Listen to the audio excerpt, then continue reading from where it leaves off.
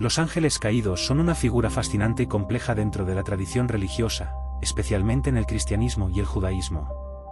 Estos seres celestiales, que una vez habitaron en la presencia de Dios, se rebelaron contra su Creador y fueron desterrados del cielo. La historia de los ángeles caídos está entrelazada con temas de desobediencia, caída y redención, y se ha desarrollado a lo largo de los siglos a través de varios textos sagrados, apócrifos y leyendas. La narrativa sobre la rebelión de los ángeles caídos se encuentra en varios pasajes bíblicos, aunque no se desarrolla de manera explícita en la Biblia. Una de las referencias más citadas se encuentra en el libro de Isaías, capítulo 14, que se dirige a la caída de un ser conocido como Lucifer o el portador de luz. Este pasaje describe cómo Lucifer, deseando ser igual a Dios, fue derribado de su alto lugar en el cielo. Isaías 14, 12-15 dice: «Como has caído del cielo, oh Lucero, hijo de la mañana. Has sido derribado por tierra, tú que debilitabas a las naciones. Tú que decías en tu corazón: subiré al cielo, en lo alto, junto a las estrellas de Dios elevaré mi trono. Pero has sido derribado hasta el Seol, a lo profundo del abismo». Otro pasaje importante que se refiere a los ángeles caídos es Ezequiel 28, donde se habla de la caída del rey de Tiro, que a menudo se interpreta simbólicamente como una referencia a Lucifer o a un ángel caído. Este texto describe a una figura que fue perfecta en sus caminos hasta que se halló iniquidad en él, lo que llevó a su caída. La imagen de la soberbia y la posterior condenación resuena a través de estas descripciones. En el Nuevo Testamento, el apóstol Pedro y el libro de Judas también hacen referencia a la caída de estos ángeles. En 2 Pedro 2, 4 se menciona que Dios no perdonó a los ángeles que pecaron, sino que los arrojó al abismo y los encerró en prisiones de oscuridad. Del mismo modo, Judas 1, 6 habla de los ángeles que no guardaron su dignidad y abandonaron su propia morada, siendo reservados para el juicio. Una de las narrativas más completas sobre los ángeles caídos proviene del libro de Enoc, un texto apócrifo que no forma parte del canon bíblico pero que ha influido en muchas tradiciones religiosas. El libro de Enoc relata la historia de un grupo de ángeles conocidos como los vigilantes, que descendieron a la tierra y tomaron esposas humanas. Estos ángeles, en su deseo de interactuar con el mundo humano, enseñaron a las personas diversas artes y ciencias, pero también llevaron a la humanidad a la corrupción y al pecado. Como resultado de sus acciones, fueron castigados por Dios y encarcelados en un abismo oscuro. La historia de los ángeles caídos ha sido interpretada de muchas maneras a lo largo de la historia. En la tradición cristiana, estos seres se identifican a menudo con demonios, que son considerados los adversarios de Dios y de la humanidad. Se cree que buscan desviar a las personas del camino de la verdad y la justicia, incitándolas al pecado y a la desesperación. En este sentido, los ángeles caídos son vistos como agentes del mal que operan en el mundo, en un constante conflicto con las fuerzas del bien. En el contexto de la teología, la caída de los ángeles representa una advertencia sobre los peligros del orgullo y la desobediencia. El deseo de Lucifer de ser igual a Dios es un símbolo del pecado de la soberbia, que ha llevado a muchos seres a su propia ruina. La historia de los ángeles caídos, por tanto, no solo es una narración sobre seres celestiales, sino también una lección moral sobre las consecuencias de rechazar la autoridad divina y la búsqueda de poder y conocimiento en detrimento de la obediencia. La representación de los ángeles caídos también ha permeado la cultura popular, inspirando numerosas obras literarias, artísticas y cinematográficas. Desde las descripciones de Lucifer como un ser trágico hasta las interpretaciones de los demonios como figuras complejas con sus propios motivos, la narrativa de los ángeles caídos ha capturado la imaginación de muchos a lo largo de los siglos. En conclusión, los ángeles caídos son una parte integral de la mitología religiosa, simbolizando la lucha entre el bien y el mal, la obediencia y la desobediencia, y las profundas lecciones sobre el poder del orgullo y la caída. Su historia continúa siendo relevante y provocativa, invitando a la reflexión sobre la naturaleza humana y nuestra relación con lo divino. El libro del Génesis es el primer libro de la Biblia y es fundamental tanto para la tradición judeocristiana como para la comprensión de la historia del mundo según estas creencias. El Génesis, que significa origen o comienzo, establece las bases para la narrativa bíblica y aborda cuestiones fundamentales sobre la creación, la humanidad y la relación de Dios con su creación. El Génesis se divide generalmente en dos grandes secciones. La primera parte abarca los relatos de la creación y los primeros seres humanos, mientras que la segunda se centra en los patriarcas de Israel y el establecimiento del pueblo elegido por Dios. La narrativa comienza con la famosa declaración: «En el principio creó Dios los cielos y la tierra». Esta frase inicial establece a Dios como el Creador Supremo, introduciendo la idea de que el mundo tiene un comienzo divino. La creación se describe en una serie de actos que se desarrollan en 6 días, cada uno de los cuales culmina con una declaración de que lo creado es bueno. El primer día, Dios separa la luz de la oscuridad, creando el día y la noche. En los días subsiguientes, crea el cielo, la tierra, las plantas, los animales y finalmente, al ser humano a su imagen y semejanza. La creación del ser humano, masculino y femenino, es un momento culminante en el relato, enfatizando la dignidad y el valor de la vida humana. Dios los coloca en el jardín del Edén, un paraíso lleno de abundancia, donde les da instrucciones sobre cómo vivir y cuidar de la creación. Sin embargo, la narrativa también introduce el concepto del libre albedrío. A pesar de vivir en un lugar perfecto, se les da un mandato claro: no comer del árbol del conocimiento del bien y del mal. Esta advertencia subraya la importancia de la obediencia y la confianza en Dios. El relato se torna oscuro cuando la serpiente, símbolo del engaño, tienta a Adán y Eva a desobedecer a Dios, lo que lleva al pecado original. Al comer del fruto prohibido, traen la desobediencia y la ruptura de la relación con Dios, introduciendo el concepto de pecado en el mundo. Como consecuencia de su desobediencia, Adán y Eva son expulsados del Edén, marcando un cambio fundamental en la historia de la humanidad. Esta expulsión representa la pérdida de la inocencia y la entrada en un mundo donde el sufrimiento y la muerte son una realidad. A partir de este momento, el Génesis narra las luchas y las relaciones de la humanidad, incluyendo la historia de sus descendientes. La narrativa avanza a través de varias generaciones, destacando la vida de personajes como Caín y Abel, donde el primer asesinato ocurre cuando Caín, celoso de la aceptación de la ofrenda de su hermano, lo mata. Este relato resalta la naturaleza destructiva del pecado y sus consecuencias en las relaciones humanas.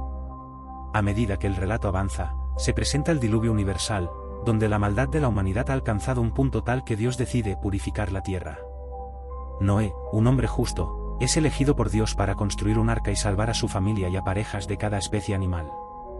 El diluvio es un evento cataclísmico que muestra tanto el juicio de Dios como su misericordia, ya que al final del diluvio, Dios hace un pacto con Noé, prometiendo nunca más destruir la tierra de esa manera y colocando un arco iris en el cielo como señal de este pacto. La segunda parte del Génesis se centra en los patriarcas de Israel: Abraham, Isaac, Jacob y José. Abraham es considerado el padre de la fe y es llamado por Dios para dejar su tierra y su familia y establecer una nueva nación. Dios establece un pacto con Abraham, prometiéndole que será el padre de una gran nación y que a través de su descendencia, todas las naciones de la tierra serán bendecidas. Esta promesa se desarrolla a lo largo del libro y es fundamental para entender la historia del pueblo de Israel. Isaac, el hijo de Abraham, continúa la línea de la promesa, y su historia se entrelaza con la de su esposa Rebeca y sus hijos Esaú y Jacob. Jacob, más tarde conocido como Israel, tiene 12 hijos, que se convierten en las tribus de Israel. Uno de sus hijos, José, es vendido como esclavo por sus hermanos, pero a través de una serie de eventos providenciales, se convierte en un alto funcionario en Egipto, salvando a su familia de la hambruna. La historia de José es un relato de traición, redención y la providencia de Dios, mostrando cómo las dificultades pueden ser parte del plan divino. El libro del Génesis no solo es una historia sobre la creación y los patriarcas, sino que también establece temas profundos que resuenan a lo largo de toda la Biblia. La relación entre Dios y la humanidad, el significado de la fe y la obediencia, y las consecuencias del pecado son conceptos que se desarrollan en los libros posteriores. Además, el Génesis introduce la idea de la esperanza y la redención, que culminarán la figura de Jesucristo en el Nuevo Testamento. A lo largo de los siglos, el Génesis ha sido objeto de estudio, interpretación y debate. Los relatos en el Génesis han influido en la cultura, la literatura y la teología, sirviendo como base para muchas creencias y enseñanzas. La creación, el pecado, el juicio, la fe y la promesa son temas universales que resuenan no solo en el ámbito religioso, sino también en la vida cotidiana de las personas. El Génesis es más que un simple relato antiguo, es una invitación a la reflexión sobre el propósito de la vida, la naturaleza del ser humano y su relación con lo divino. A través de sus historias, se plantea la pregunta de cómo vivir en un mundo marcado por el pecado y la redención, y cómo encontrar un sentido de dirección y esperanza en medio de las dificultades. En resumen, el libro del Génesis no solo establece los fundamentos de la fe judeocristiana, sino que también ofrece una visión profunda de la condición humana y la búsqueda de significado en la vida. A través de sus relatos, se invita a los lectores a explorar su propia fe, su historia y su relación con Dios, lo que convierte al Génesis en un texto eterno y relevante en la búsqueda espiritual de la humanidad. La manzana del Edén ha sido objeto de interpretaciones y simbolismos a lo largo de la historia, convirtiéndose en un ícono cultural asociado con el conocimiento, el pecado y la caída de la humanidad. Aunque la Biblia no menciona específicamente que el fruto prohibido del Edén era una manzana, esta imagen se ha popularizado a través de obras de arte, literatura y tradiciones orales, convirtiéndose en un símbolo poderoso en la narrativa de la creación. La historia comienza en el libro del Génesis, donde se describe la creación del mundo y de los primeros seres humanos, Adán y Eva. En el jardín del Edén, Dios les otorgó todo lo que necesitaban, incluyendo una variedad de árboles que ofrecían frutos deliciosos. Sin embargo, se les prohibió comer del árbol del conocimiento del bien y del mal. La instrucción era clara: si comían de este árbol, morirían. Este mandato se presenta como una prueba de obediencia y un límite establecido por Dios para preservar su inocencia. La imagen de la manzana se asocia comúnmente con la tentación de Eva, quien, según el relato, fue seducida por la serpiente, un símbolo del engaño. La serpiente instigó la curiosidad de Eva, sugiriendo que comer del fruto prohibido les otorgaría conocimiento y les abriría los ojos, haciéndolos semejantes a Dios. Esta idea de la búsqueda del conocimiento se ha interpretado de diversas maneras. Por un lado, el conocimiento puede ser visto como algo deseable y enriquecedor. Por otro, la historia también revela que este conocimiento trajo consigo la desobediencia y la pérdida de la inocencia. Cuando Eva comió del fruto y luego ofreció a Adán, ambos desobedecieron el mandato divino. Este acto de desobediencia es conocido como el pecado original, y su consecuencia fue la expulsión de Adán y Eva del jardín del Edén. La narrativa ilustra la transición de la inocencia a la experiencia, el paso de un estado de pureza a la conciencia del bien y del mal. El momento en que Adán y Eva comen del fruto prohibido se convierte en un punto de inflexión en la historia de la humanidad, marcando el inicio de un nuevo estado de existencia. La elección de la manzana como símbolo ha sido debatida. Aunque el texto bíblico no especifica el tipo de fruto, a lo largo de los siglos la manzana ha adquirido connotaciones culturales y artísticas que la han establecido como el fruto de la tentación. Esta representación ha sido perpetuada en obras de arte renacentistas, como las de Tintoretto o Lucas Cranach, donde se muestra a Eva sosteniendo una manzana mientras interactúa con la serpiente. La iconografía de la manzana ha llegado a simbolizar no solo el pecado, sino también la dualidad de la naturaleza humana, el deseo de conocer y el peligro de la desobediencia. La historia de la manzana del Edén ha tenido un profundo impacto en la teología, la filosofía y la psicología. Algunos intérpretes han visto en este relato una metáfora sobre el crecimiento y la pérdida de la inocencia. La curiosidad innata del ser humano, su deseo de aprender y explorar, a menudo se enfrenta a los límites impuestos por la moralidad y la autoridad. Esta tensión se convierte en un tema recurrente en la literatura y el arte, reflejando la lucha entre el deseo y la ética. En la tradición judía, el relato del Edén se interpreta de diversas maneras. Algunos rabinos sostienen que el fruto prohibido no se limita a un solo tipo de fruto, sino que representa todo lo que se encuentra fuera del orden divino. La historia de la manzana, por tanto, puede ser vista como una advertencia sobre los peligros de desobedecer a Dios y cruzar los límites establecidos. También se discute el papel de la mujer en este relato, explorando temas de culpabilidad, responsabilidad y la naturaleza de la tentación. A lo largo de los siglos, la manzana ha sido utilizada en discursos morales y éticos, y su simbolismo ha sido adaptado a diferentes contextos culturales. En el arte contemporáneo y en la literatura, la manzana sigue siendo un símbolo poderoso de tentación, deseo y las complejidades de la experiencia humana. La narrativa del Edén invita a la reflexión sobre la naturaleza del pecado, el libre albedrío y las consecuencias de nuestras decisiones. En resumen, la manzana del Edén, aunque no mencionada explícitamente en la Biblia, ha llegado a representar una parte fundamental de la historia de la creación y la caída de la humanidad. Su simbolismo abarca la búsqueda del conocimiento, la tentación, la desobediencia y la lucha entre la inocencia y la experiencia. La historia continúa siendo relevante en la discusión sobre la moralidad y la naturaleza humana, invitando a generaciones a reflexionar sobre las implicaciones de nuestras elecciones y el deseo inherente de entender el mundo que nos rodea. La historia de Moisés abriendo el Mar Rojo es uno de los relatos más emblemáticos de la Biblia y se encuentra en el libro del Éxodo. Esta narrativa no solo es central en la tradición judeocristiana, sino que también ha capturado la imaginación de culturas a lo largo de la historia, convirtiéndose en un símbolo de liberación y fe. La historia comienza con el sufrimiento de los israelitas en Egipto, donde eran esclavizados y oprimidos por el faraón. Dios escuchó sus lamentos y decidió liberar a su pueblo, eligiendo a Moisés como su mensajero y líder. Moisés, que había crecido en la corte del faraón, fue llamado por Dios desde la zarza ardiente en el monte Sinaí, donde recibió la misión de liberar a los hebreos. Armado con el poder de Dios, regresó a Egipto y confrontó al faraón, exigiendo la liberación de su pueblo. Sin embargo, el faraón endureció su corazón y se negó a dejar ir a los israelitas, lo que llevó a Dios a enviar una serie de plagas devastadoras sobre Egipto, desde ranas y langostas hasta la muerte de los primogénitos. Cada plaga fue una demostración del poder de Dios y un llamado a la conversión del faraón. Finalmente, tras la última plaga, el faraón cedió y permitió que los israelitas abandonaran Egipto. Sin embargo, poco después, se arrepintió y decidió perseguirlos. Los israelitas, guiados por Moisés, se encontraron atrapados entre el ejército egipcio y el Mar Rojo. En ese momento de desesperación, el pueblo comenzó a lamentarse, sintiéndose atrapado y sin esperanza. Fue entonces cuando Dios habló a Moisés, dándole instrucciones claras: levantar su vara y extender su mano sobre el mar. En un acto de fe y obediencia, Moisés siguió las instrucciones divinas. Al levantar su vara, las aguas del Mar Rojo se separaron, creando un camino seco en medio del mar. Esta intervención divina es un momento culminante en la historia, simbolizando no solo la liberación física de los israelitas, sino también su salvación espiritual. La imagen de las aguas divididas ha sido inmortalizada en el arte y la literatura, representando la victoria sobre la opresión y la manifestación del poder de Dios. Los israelitas cruzaron el mar en medio de un milagro impresionante, con las aguas a su izquierda y a su derecha, como murallas protectoras. Este acto de fe no solo fue una hazaña de salvación, sino que también fue un momento decisivo en la identidad del pueblo hebreo, marcando su transición de la esclavitud a la libertad. Al cruzar el Mar Rojo, los israelitas comenzaron su viaje hacia la tierra prometida, un camino lleno de desafíos y enseñanzas. Sin embargo, el faraón y su ejército no se dieron por vencidos.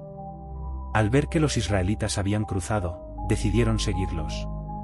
Pero Dios, en su misericordia y poder, hizo que las ruedas de los carros egipcios se atascasen, causando confusión y desánimo en las filas del faraón. Cuando Moisés volvió a extender su mano sobre el mar, las aguas regresaron a su lugar, ahogando al ejército egipcio. Este acto final de liberación no solo selló el destino de los opresores, sino que también estableció a Moisés como un líder y profeta en la historia del pueblo hebreo. El relato de Moisés abriendo el Mar Rojo ha resonado a través de los siglos, simbolizando el poder de la fe y la importancia de la obediencia a Dios. Se ha interpretado de diversas maneras en la teología y la literatura, siendo visto como una metáfora de la lucha del ser humano contra la opresión y la búsqueda de la libertad. Además, este milagro ha sido un tema recurrente en el arte, la música y la cultura popular, mostrando su relevancia continua en la conciencia colectiva. La historia también invita a la reflexión sobre la relación entre Dios y su pueblo. La intervención divina en el momento de mayor necesidad es un recordatorio del cuidado y la guía que Dios ofrece a quienes confían en Él. En la tradición cristiana, esta narrativa se ha asociado con el concepto de redención y la salvación, ilustrando cómo la fe puede abrir caminos incluso en las circunstancias más difíciles. Además, el episodio de la apertura del Mar Rojo ha sido objeto de diversas interpretaciones científicas y teológicas. Algunos han tratado de encontrar explicaciones naturales para este milagro, sugiriendo que pudo haber ocurrido debido a fenómenos climáticos o geológicos. Sin embargo, la esencia del relato permanece en su carácter milagroso y en el mensaje de esperanza que transmite. En el contexto contemporáneo, la historia de Moisés y la apertura del Mar Rojo sigue inspirando a personas de diversas culturas y creencias. Se utiliza como un símbolo de resiliencia frente a la adversidad, alentando a las personas a seguir adelante incluso cuando parecen no tener opciones. Este relato histórico también es un recordatorio de que, a menudo, los caminos hacia la libertad y la verdad están llenos de obstáculos, pero con fe y determinación, es posible superarlos. La figura de Moisés se erige como un modelo de liderazgo y entrega. Su valentía al enfrentar al faraón y su confianza en las promesas de Dios lo convierten en un personaje admirado no solo en el judaísmo, sino también en el cristianismo y el islam.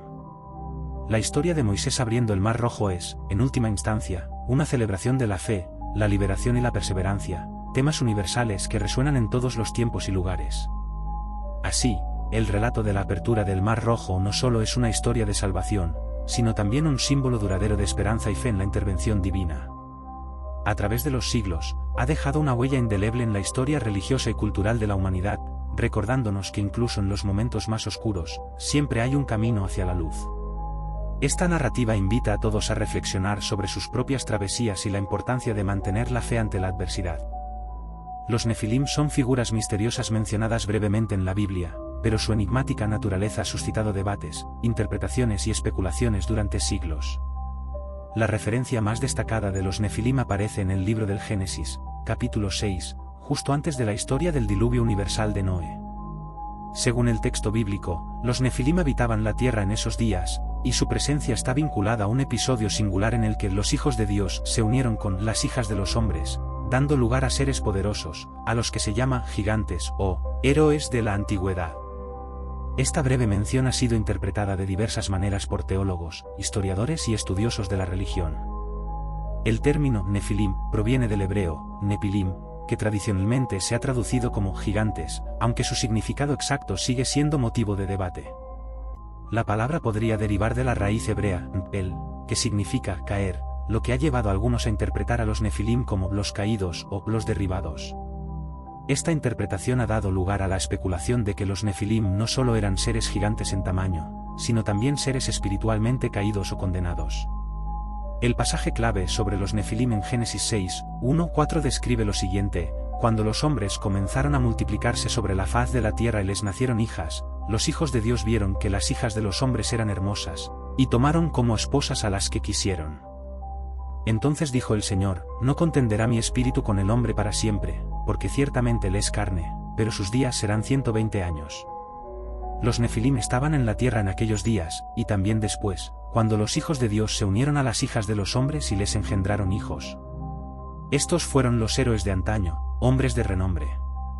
Este pasaje ha dado lugar a diferentes interpretaciones sobre quiénes eran exactamente los hijos de Dios y las hijas de los hombres. Una de las interpretaciones más comunes, especialmente en la tradición judía y en algunos textos apócrifos como el libro de Enoc, sostiene que los hijos de Dios eran ángeles caídos, seres celestiales que, rebelándose contra Dios, descendieron a la tierra y tomaron como esposas a mujeres humanas. El fruto de estas uniones entre ángeles y humanas serían los Nefilim, seres híbridos, mitad divinos y mitad humanos, que habrían sido gigantes o seres de gran poder y violencia. El libro de Enoc, un texto apócrifo que no está incluido en el canon de la Biblia hebrea ni en la mayoría de las versiones cristianas, pero que ha sido influyente en algunas tradiciones judías y cristianas primitivas, amplía considerablemente esta narrativa. Según el libro de Enoc, un grupo de ángeles conocidos como los vigilantes, o Brigouri, descendió a la tierra, atraídos por la belleza de las mujeres humanas, se unieron a ellas y engendraron a los Nefilim.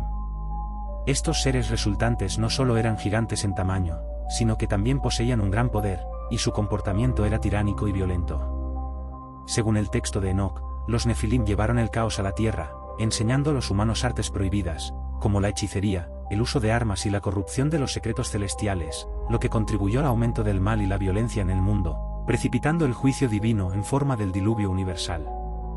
En el relato bíblico, el diluvio es enviado como un castigo a la maldad de la humanidad, pero también se sugiere que la presencia de los Nefilim, y la corrupción que trajo su existencia, es una de las causas del castigo. Sin embargo, en Génesis 6, 4, se menciona que los Nefilim estuvieron en la tierra en aquellos días, y también después, lo que ha generado preguntas sobre si algunos de estos seres sobrevivieron al diluvio o si reaparecieron posteriormente. En el libro de Números 1 y 33, los Nefilim son mencionados nuevamente cuando los espías israelitas regresan de explorar la tierra de Canaán. Los espías informan que en la tierra vieron a los Nefilim, y describen a los habitantes de la tierra como gigantes, lo que lleva al pueblo de Israel a temer y dudar de su capacidad para conquistarla. Este pasaje ha llevado a algunos estudiosos a especular que los Nefilim, o seres similares, sobrevivieron al diluvio o que, al menos, su legado continuó en las generaciones posteriores. La identidad exacta de los Nefilim sigue siendo objeto de especulación. Algunas interpretaciones los ven simplemente como humanos gigantes, una raza física de seres extremadamente grandes y fuertes que vivieron en la antigüedad. Otras lecturas, basadas en las narrativas apócrifas y tradiciones extrabíblicas, los consideran seres sobrenaturales, producto de la unión de ángeles caídos y humanos, lo que les confiere una naturaleza híbrida y una reputación de poder, violencia y decadencia moral. En la tradición cristiana, el concepto de los Nefilim ha sido interpretado de diversas maneras. Algunos padres de la Iglesia, como San Agustín, rechazaron la interpretación de que los hijos de Dios fueran ángeles caídos, prefiriendo interpretar este término como una referencia a los descendientes de Set, el hijo de Adán, mientras que las hijas de los hombres serían las descendientes de Caín. En este sentido, los Nefilim serían el resultado de la mezcla de las líneas justas y malvadas de la humanidad, simbolizando la corrupción moral y espiritual, más que una unión física con seres celestiales. Sin embargo, en la tradición popular y en algunos círculos esotéricos, los Nefilim siguen siendo una fuente de fascinación y misterio, vinculados a ideas de gigantes prehistóricos, seres de gran poder y conocimiento, o incluso vinculados a teorías de civilizaciones antiguas avanzadas. La influencia del libro de Enoc y otros textos apócrifos ha mantenido vivo el interés por los Nefilim como figuras que conectan el mundo humano con lo sobrenatural, seres que, aunque efímeros, dejaron una marca indeleble en la historia temprana de la humanidad. En resumen, los Nefilim son una figura intrigante dentro de la tradición bíblica, con una presencia enigmática y poderosa que ha dado lugar a diversas interpretaciones. Ya sea como gigantes, híbridos celestiales o símbolos de la corrupción humana, los Nefilim representan un punto de conexión entre lo divino y lo humano, y continúan siendo objeto de fascinación tanto en estudios religiosos como en la cultura popular.